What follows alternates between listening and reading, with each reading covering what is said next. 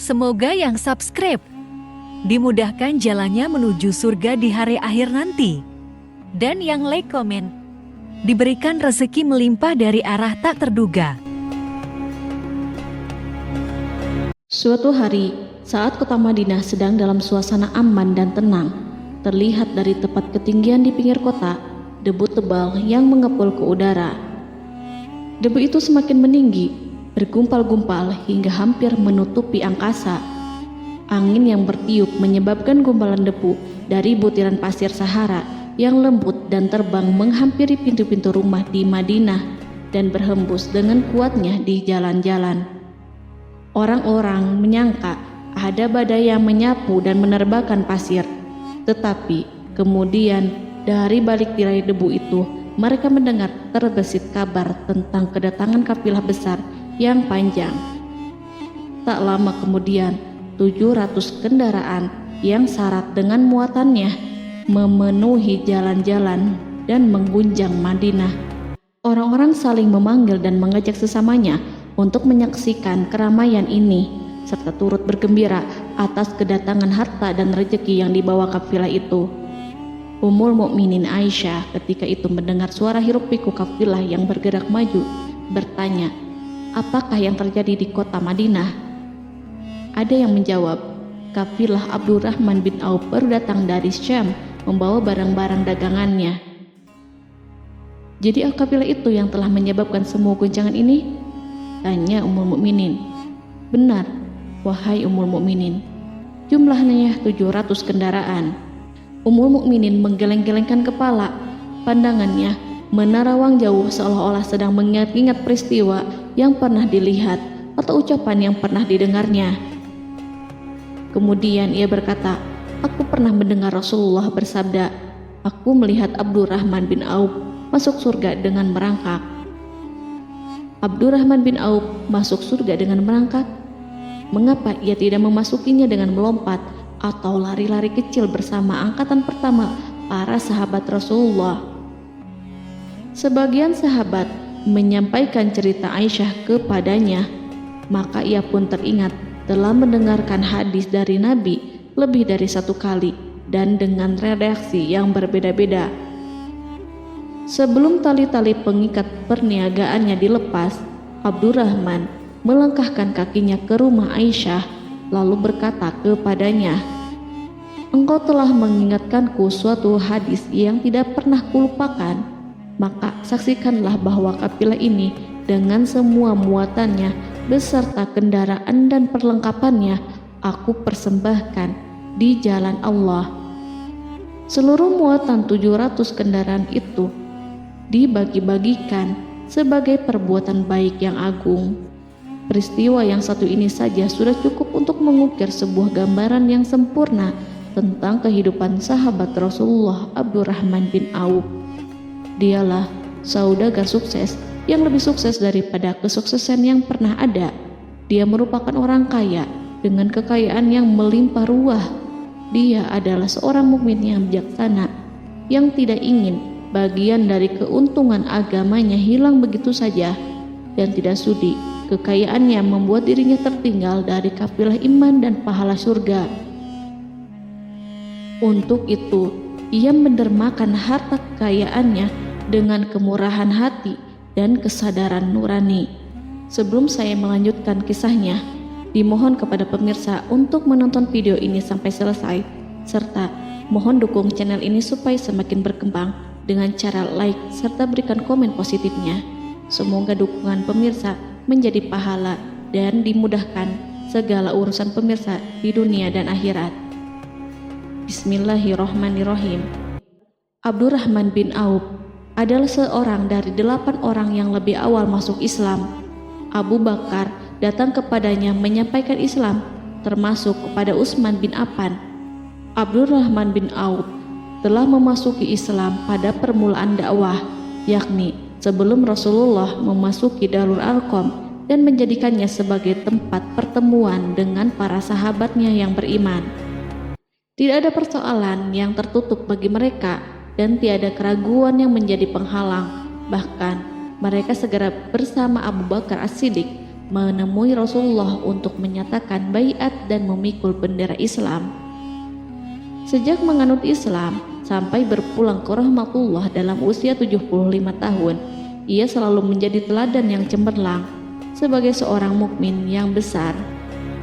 Hal ini menyebabkan Nabi memasukkannya dalam 10 orang yang telah diberi kabar gembira sebagai ahli surga. Umar mengangkatnya sebagai anggota majelis syuro yang terdiri dari 6 orang yang merupakan calon khalifah yang akan dipilihnya sebagai penggantinya. Cepatnya Abdurrahman masuk Islam telah menyebabkan dirinya harus mengalami penganiayaan dan penindasan dari Quraisy. Ketika Nabi memerintahkan para sahabatnya hijrah ke Habasyah, Abdurrahman bin Auf pun ikut berhijrah. Kemudian ia kembali lagi ke Mekah, lalu hijrah untuk kali keduanya ke Habasyah, dan selanjutnya hijrah ke Madinah. Keuntungannya dalam perniagaan sangatlah besar, hingga mencapai batas yang membuat dirinya merasa takjub dan heran, sehingga ia berkata, "Sungguh aku melihat diriku ini, seandainya mengangkat batu, niscaya aku temukan emas dan perak di bawahnya." Perniagaan bagi Abdurrahman bin Auf bukanlah jenis perdagangan yang tercela maupun monopoli. Bahkan ia sendiri bukanlah orang yang berlomba-lomba untuk mengumpulkan harta atas dorongan agar menjadi orang kaya. Sekali-kali bukan itu, melainkan suatu amal dan kewajiban yang keberhasilannya akan menambah kedekatan jiwa kepada Allah dan berkorban di jalannya.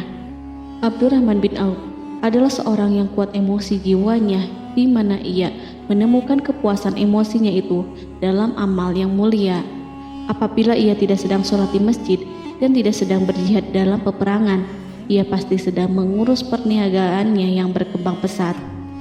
Sehingga kafilah-kafilah dari Mesir dan Syria membawa ke Madinah barang-barang muatan yang dapat memenuhi kebutuhan seluruh jazirah Arab, baik pakaian maupun makanan.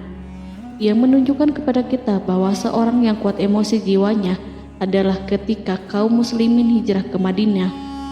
Rasulullah pada waktu itu menerapkan aturan untuk mempersaudarakan 2 orang sahabat, salah seorang dari muhajirin warga Mekah dan yang lainnya dari Ansor penduduk Madinah.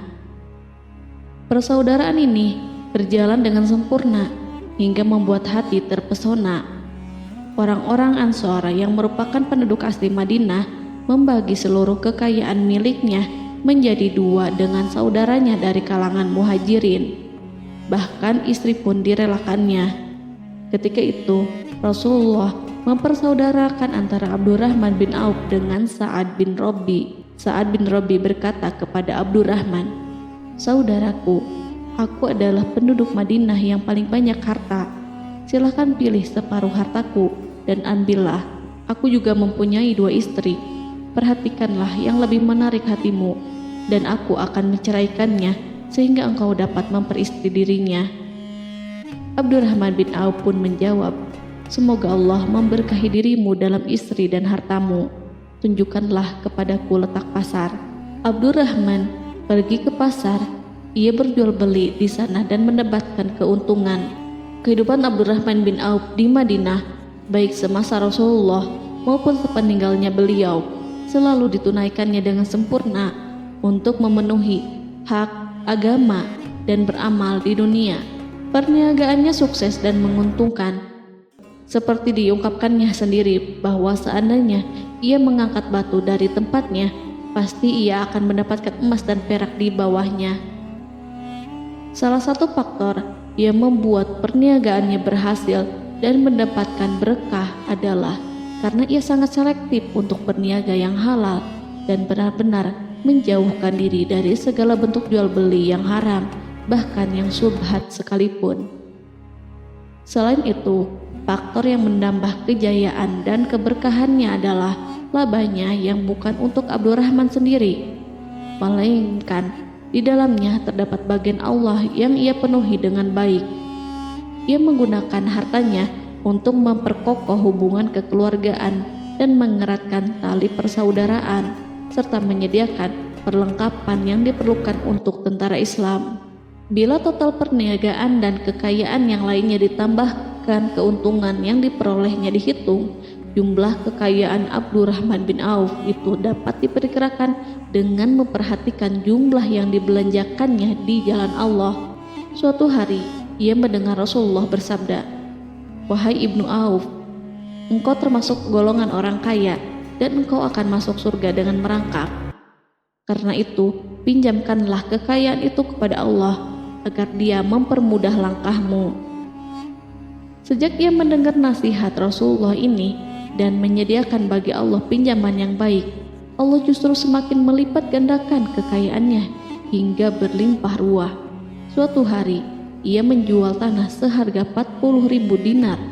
Kemudian uang itu dibagi-bagikan semuanya untuk keluarganya dari Bani Zuhrah, untuk para istri Nabi, dan untuk kaum muslimin yang miskin. Pada kesempatan lain, ia menyerahkan 500 ekor kuda untuk perlengkapan tentara Islam. Pada hari yang lain, ia menyerahkan 1.500 kendaraan unta. Menjelang wafat, ia mewasiatkan 50.000 dinar untuk diinfakkan di jalan Allah. Ia juga berwasiat bagi setiap orang yang ikut perang Badar dan masih hidup, masing-masing mendapatkan 400 dinar. Hingga Utsman bin Affan juga mengambil bagian dari wasiat itu, meskipun termasuk orang yang kaya. Ia berkata, harta Abdurrahman bin Auf halal lagi bersih, dan memakan harta itu membawa keselamatan dan keberkahan. Ibnu Auf adalah seorang yang mengendalikan hartanya, bukan dikendalikan oleh hartanya. Sebagai buktinya, ia tidak mau celaka dengan mengumpulkan dan tidak menyimpannya. Bahkan ia mengumpulkannya dengan tetap merendahkan hati dan dari jalan yang halal. Kemudian harta itu tidak dinikmati untuk kepentingannya sendiri, melainkan untuk dinikmati bersama keluarga, kerabat, rekan-rekan, dan masyarakat seluruhnya. Karena begitu luas pemberian serta bantuannya, ada yang mengatakan seluruh penduduk Madinah berserikat dengan Abdurrahman bin Auf pada hartanya. Sepertiga dipinjamkannya kepada mereka, sepertiga lagi dipergunakannya untuk membayar hutang-hutang mereka, dan sepertiga sisanya dibagi-bagikan kepada mereka. Harta kekayaan ini tidak akan pernah membuat kelegaan dan kesenangan pada dirinya selama ia belum menemukan jalan untuk membela agama dan membantu rekan-rekannya. Adapun untuk selain itu, ia selalu merasa khawatir terhadap kekayaannya.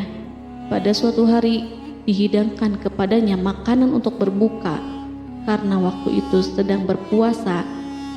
Ketika pandangannya tertuju pada hidangan tersebut, selera makannya pun bangkit. Namun, ia justru menangis sambil berkata, "Mus'hab bin Umair telah gugur sebagai syahid, dan ia jauh lebih baik daripada aku. Ia hanya mendapat kafan sehelai kain yang jika ditutupkan ke kepalanya, maka kelihatan kakinya, dan jika ditutupkan ke kedua kakinya, terbukalah kepalanya. Demikian pula Hamzah yang jauh lebih baik daripada aku. Ia pun gugur sebagai syahid, dan saat akan dikuburkan hanya mendapatkan sehelai selendang. Dunia ini telah dihamparkan kepada kami seluas-luasnya, dan hasil sebanyak-banyaknya telah diberikan kepada kami. Sungguh kami khawatir bila pahala kebaikan kami telah disegerakan balasannya di dunia." Pada peristiwa lain, sebagian sahabat berkumpul bersamanya menghadapi jamuan makan di rumahnya. Tak lama setelah makanan diletakkan di hadapan mereka, Abdurrahman menangis sehingga rekan-rekannya bertanya, "Apa yang membuatmu menangis, wahai Abu Muhammad?" Ia pun menjawab, "Rasulullah telah wafat, dan semasa hidup beliau beserta keluarganya tidak pernah merasakan kenyang makan roti gandum. Apa harapan kita apabila dipanjangkan usia, tetapi tidak menambah kebaikan bagi kita?" Demikianlah, kekayaan yang melimpah itu sedikit pun tidak membangkitkan kesombongan dan takabur dalam dirinya. Bahkan orang-orang mengatakan tentang dirinya, seandainya seorang asing yang belum pernah mengenalnya kebetulan melihatnya sedang duduk bersama budak-budaknya, niscaya ia tidak bisa membedakan di antara mereka. Tetapi bila orang asing itu mengenal satu saja sisi jihad Ibnu Auf, dan ujian yang dihadapinya, ia pasti langsung mengetahui siapa dia. Misalnya, ia mengetahui bahwa di badannya terdapat 20 bekas luka di perang Uhud, dan bahwa salah satu dari bekas luka itu meninggalkan cacat pincang yang tidak sembuh-sembuh pada salah satu kakinya. Contoh lain, beberapa gigi serinya rontok di perang Uhud yang menyebabkan kecedalan yang jelas pada ucapannya. Saat orang asing itu tahu salah satu sisi ini, ia pasti menyadari bahwa laki-laki yang berperawakan tinggi dengan wajah berseri, kulit halus, pincang, cedal sebagai tanda jasa dari perang Uhud, itulah orang yang bernama Abdurrahman bin Auf. Semoga Allah ridho kepadanya. Kita sudah terbiasa memperhatikan tabiat manusia, bahwa harta kekayaan itu biasanya menyebabkan seseorang suka berkuasa.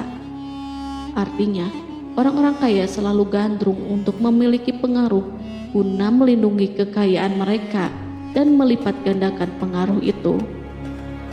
Selain untuk memuaskan nafsu demi kebanggaan dan kepuasan pribadi, semua ini merupakan sifat yang biasa dibangkitkan oleh kekayaan.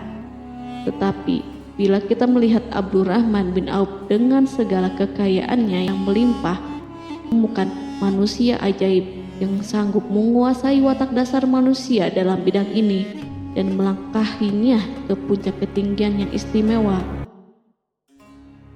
Peristiwa itu terjadi ketika Umar bin Khattab hendak berpisah dengan rohnya yang suci dan memilih 6 orang di antara mereka, para sahabat Rasulullah, agar memilih salah seorang di antara mereka untuk menjadi khalifah yang baru. Pada waktu itu, semua jari menunjuk kepada Ibnu Auf. Bahkan sebagian sahabat telah menegaskan bahwa dialah yang berhak menjadi khalifah di antara 6 orang itu. Namun, ia menjawab, "Demi Allah, seandainya diambilkan pisau lalu ditaruh ke atas leherku, kemudian kalian menusukkannya sampai tembus, itu lebih baik aku sukai daripada menerima jabatan tersebut."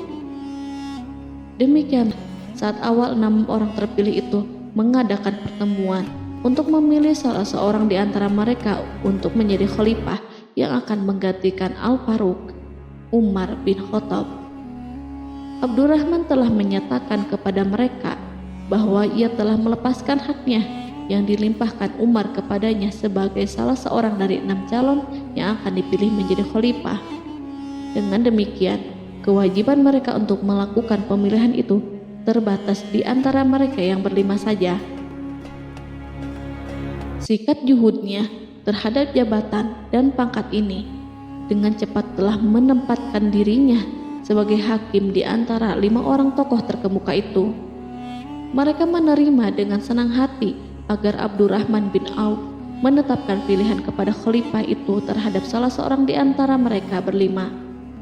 Ali mengatakan, "Aku pernah mendengar Rasulullah menyifatimu bahwa engkau adalah orang yang dipercaya oleh penduduk langit dan dipercaya pula oleh penduduk bumi."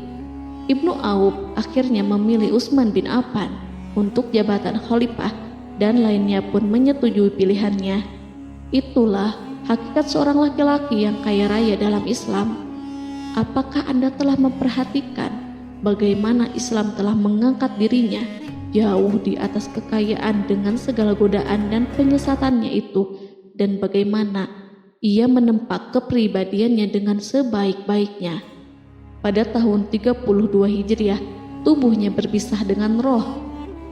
Ummul Mukminin Aisyah memberinya kemuliaan khusus yang tidak diberikan kepada orang lain dengan memberikan usulan kepadanya ketika ia masih terbaring di ranjang menuju kematian agar bersedia dikuburkan di pekarangan rumahnya berdekatan dengan Rasulullah, Abu Bakar, dan Umar. Namun ia memang seorang muslim yang telah dididik Islam dengan sebaik-baiknya, sehingga merasa malu bila dirinya diangkat dan disandingkan dalam kedudukan tersebut. Selain itu, ia telah membuat janji dan ikrar yang kuat dengan Utsman bin Maz'un, yakni jika salah seorang di antara mereka meninggal sesudah yang lain, hendaklah ia dikuburkan di dekat sahabatnya itu. Saat rohnya bersiap-siap memulai perjalanan yang baru, air matanya meleleh, sedangkan lidahnya bergerak-gerak mengucapkan kata-kata. Aku khawatir dipisahkan dari sahabat-sahabatku karena kekayaanku yang melimpah ruah. Namun, ketenangan dari Allah segera menyelimutinya. Lalu senyuman tipis menghiasi wajahnya disebabkan sukacita yang memberi cahaya dan kebahagiaan yang menenteramkan jiwa. Ia memasang telinganya untuk menangkap sesuatu, seolah-olah ada suara yang lembut merdu yang datang mendekat. Ia sedang mengenang kebenaran sabda Rasulullah yang pernah beliau ucapkan, Abdurrahman bin Auf di dalam surga. Ia barangkali juga sedang mendengarkan janji Allah dalam kitabnya. Orang yang menginfakkan hartanya di jalan Allah, kemudian tidak mengiringi apa yang diinfakkan itu dengan menyebut-nyebut dan menyakiti perasaan penerima, maka memperoleh pahala di sisi Rabb mereka. Tidak ada rasa takut pada mereka dan mereka tidak bersedih hati. Quran Surat Al-Baqarah ayat 262.